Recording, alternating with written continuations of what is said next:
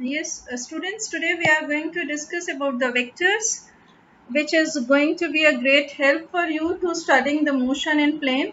As till the previous lectures, we have discussed motion along a straight line. For that, I was simply taking if I am moving along one direction positive, another direction negative, I was able to work out with my things. But whenever I have to deal with motion in plane means motion in two dimensions, then it will not be feasible to work with the things without the knowledge of vectors. So today we have to learn few basic things about the vectors, and the coming lectures also we will continue. Firstly, we will be thorough with the vectors, and then only we will start discussion on the different examples which are there for the motion in plane. For your syllabus, it is circular motion, projectile motion. We have to go in detail. That should be very clear to you. First of all, you should be aware of the vector quantities. Just to begin with, you all are aware of, we have discussed with you a number of times about the physical quantities. Because the quantities which we are using in physics to explain the various laws of physics, they are being termed as physical quantities, and broadly I can classify them into two categories. One is scalars, another is vectors. Scalars, as you already know, that it is having only a magnitude, and of course we use the unit to write, because in physics whenever we are writing any physical quantity, we should be aware of its units and dimensions. That much is your previous knowledge. Like scalar quantities, if you want to term, you are having time, mass, speed, distance, where only magnitude is required, and these quantities can be added or subtracted by the simple methods of algebra, which we have discussed. And the motion along a straight line also we have added simply, because I am moving along the same direction. Now if I talk about the vectors, they are having both magnitude as well as direction. For example, displacement and velocity we have already discussed. Force we will be discussing in the coming chapter, which is of course mass into acceleration. So direction of the acceleration will be there for the force, which we will discuss in more detail in laws of motion of course. And of course, you should be aware of that vector quantities, they cannot be added by the simple methods of algebra. So we should be having a special branch of algebra in which we talk about the vectors. So that is your vector algebra. So vector algebra is used to add or subtract vector quantities. So that we want to study in detail. It means we want to go in detail of the vector algebra. To begin with, if I talk about how I can represent a vector quantity, then of course the length of the vector, if I draw a line with an arrow, if I make a straight line with an arrow, that is simply the representation of a vector quantity. And this line, the length of the vector is representing the magnitude of the vector, and arrow is representing its direction. So it means I can say that it has a head and it has a tail here. So ending, this is where in which direction we are moving. Like we are moving towards north, then my arrow should be pointing towards north. If I am moving towards south, then my arrow should be pointing towards south. So this arrow will be marked in the direction of that given vector. So whenever I want to write any physical quantity which is a vector quantity, I will be writing like a vector, then I will be putting a sign of vector. It means a line with an arrow over that physical quantity, which denotes that it is a vector quantity. But if I want to write the magnitude of the vector quantity, that is simply written by the modulus of a vector. It means I will be writing a vector sign, and then I will be putting two parallel lines around on both the side of it, which is termed as modulus, modulus, modulus. So I will be saying that modulus of vector A, that is representing the magnitude of vector A, and the direction will be represented by a line with an arrow. This is simply about the representation of a vector quantity. Now, if I go into detail that my vectors, they can be of two types. One is polar vectors, another is axial vector. So I should be able to define both the vectors. Polar vectors are the vectors which has a starting point, or you can say a point of application, like starting from here and going in this direction, then it means it is a polar vector. Like examples I have written: displacement, velocity, force. It means whatever quantities you are studying till now, they all are polar vectors, while the axial vectors are the vectors which are representing the rotational effect, and they act along the axis of rotation in accordance with the right hand rule. They are termed as axial vectors. About axial vectors, we will be studying in the coming chapters, like rotational motion. And in this chapter also, when we will talk about the circular motion, then we will be talking about the axial vectors. It means they are having a rotational effect. A line is there and body particle is moving around that line, like circular motion is there, or you see motion of the wheel of your vehicle, that are. Then you talk about the velocity, angular velocity is there, then angular velocity is an axial vector. Similarly, we will be talking about torque and angular momentum in the coming chapters. They are also axial vectors. So for this time, we are basically focusing on the polar vectors, but in the coming lectures, we will be talking about the axial vectors also. So both these vectors should be clear to you. So this is very important topic with you, a position vector and a displacement vector. And we will be dealing with this vector again and again, and most of the times we will be talking about this vector with you. So you should be aware of these both the vectors. Position vector, because when I am in two dimensions, now I am having a xy plane with me, means I can have the yz plane, I can have the xz plane. It means two x's I have to take, either x or y, or y and z, or z and x. So for convenience I have taken x and y. Of course, we have already discussed the reference frame with you. So that knowledge, it means I am making these two perpendicular axes are there, x and y.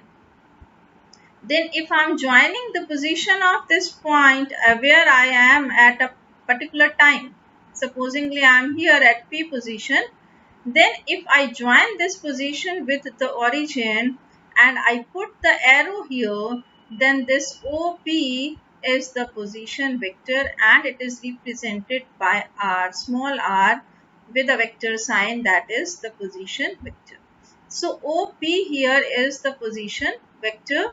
At a given instant of time, simply we have to join the position of the particle with the origin. That's it. And by joining, the vector which I get is termed as position vector. Now, but if I am supposingly I am moving from P position to some other position P dash, like this, then what I have to do, I have to join position P with the origin, and I have to join the position P dash also with the origin. Then I am getting two position vectors with me. One is R vector for P position, R dash vector I am getting for P dash position. And now if I join P and P dash, then I am getting this vector P dash, that is equals to displacement vector. It means difference in the initial and the final position, and that is represented by delta R vector. So this is, you should be knowing what is position vector. I am repeating again. This is if I join the position of a body with the origin, whatever axis I have chosen, accordingly I will be joining it with the origin, and I will be getting the position vector. But if I am moving from one position to another position, then difference in these two positions is giving me the displacement vector. So this position vector and displacement vector both are very important. Few more definitions are there with you. All these definitions are again important from the point of view that these terms you may come across in various questions. They may even ask the direct question, that is based on your understanding, that you define equal vectors or you define negative of a vector. At the same time, they may give you may use these terms in different questions where you have to do the application.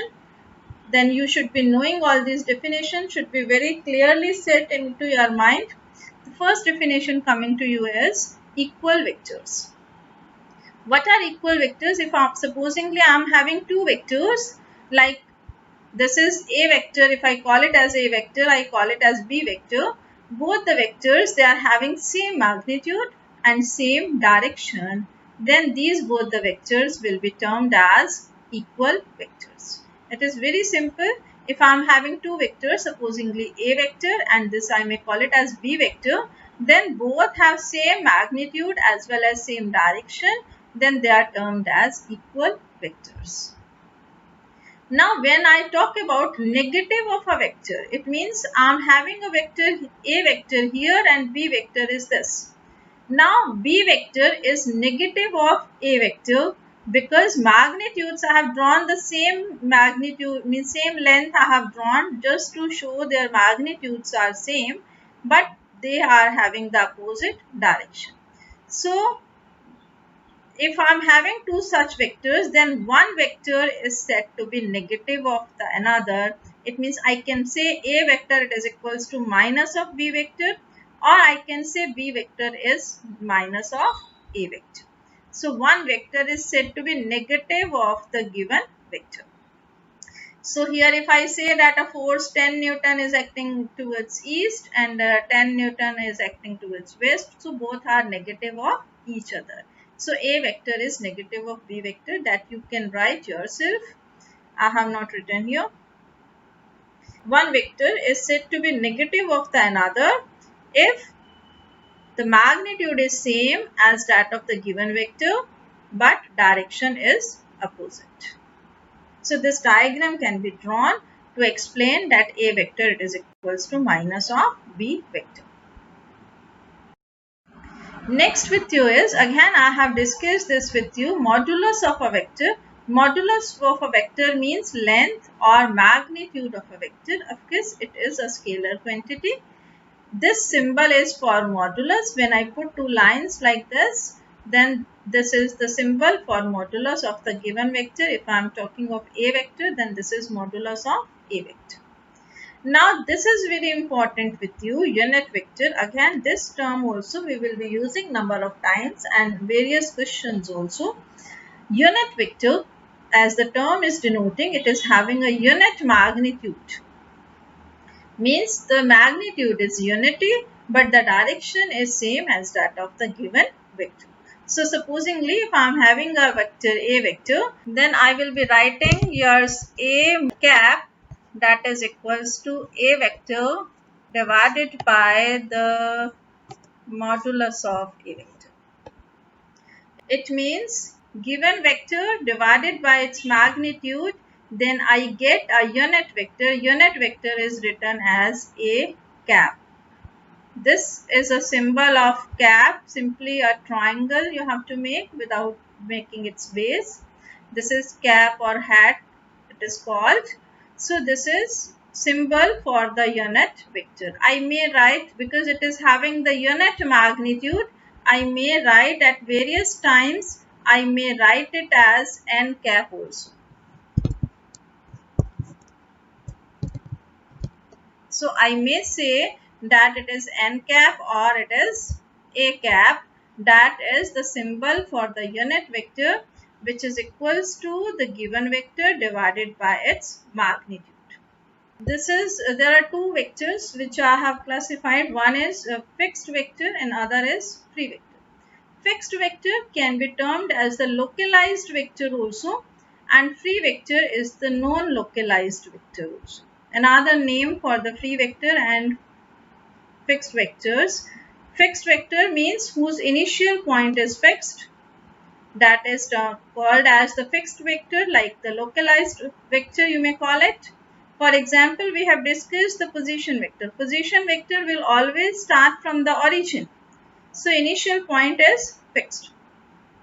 But if the initial point is not fixed, then this vector is termed as free vector, and this can be termed as non-localized vector also. For example, you may take velocity vector. These all the terms are very important because we will be using all these terms in the coming lectures. So you have to make sure that this is clear with all of you. Localized and non-localized vectors, they may call them. Then also you should not get confused with the things. You should be aware of localized vector is the fixed vector and non-localized vector is the free vector. Moving ahead, we are going to differentiate between the co-initial and co-terminus vectors. Co-initial vectors to take first. That is, if I am having two vectors which has same initial point, like here I have taken A vector and B vector, I have written that both are having the same initial point. So this is termed as co-initial vectors. Co-initial vectors are your A vector and B vector. So if I have to define, I will be writing it as two or more vectors which have same initial point. They are termed as co-initial vectors. They are starting from the same point. But if the two or more vectors are there when they are ending at the same point, it means here if you are saying co-initial vector another way, that tails are meeting at a point. Here your heads, they are meeting at a point. They are terminating at the same point. Then they are termed as co-terminus vectors. Like I may say A vector, B vector, C vector and D vector. They all are terminating at a point. They are having the same terminal point. They are termed as co-terminus vectors. So you should be able to define both these. This is quite easy with you, I think. Co-initial vectors if they are having same initial point. Co-terminus vectors when they have same terminal point. Next is coplanar vectors. Coplanar vectors means the vectors which are acting in the same plane. Like if I draw here xy plane, then these two vectors are coming in the xy plane. Rather, I am working in a plane only. This screen with me is also two-dimensional body. Means two axes I am using. Similarly, in your notebook also, you are using two axes, x and y. So that is acting as a plane. So if there are two or more vectors can be there which are in the same plane, they are termed as coplanar vectors. It means co-initial vectors also, they are coplanar vectors. So that can be taken as an example with you. Next is collinear vectors. Collinear vectors, it means they, as the name is suggesting, they are acting along the same line. Like this is A vector if I write this as B vector, then they both are in the same line. Then these two vectors, A vector and B vectors, they are termed as collinear vectors. But at the same time, they may act along the parallel lines, then also they will be collinear vectors, or they may act along the anti-parallel lines. Lines are parallel but the directions are opposite, then also they are termed as collinear vectors. It means you people can add here collinear vectors. The categories of collinear vectors can be parallel vectors and anti-parallel vectors. Anti-parallel and parallel vectors, they both are collinear vectors. It means if you have to define, you can say the vectors which act along the same line or along the parallel lines, they are termed as collinear vectors. Okay, moving ahead. This is very important. Again, we will be using it. Zero vector or null vector.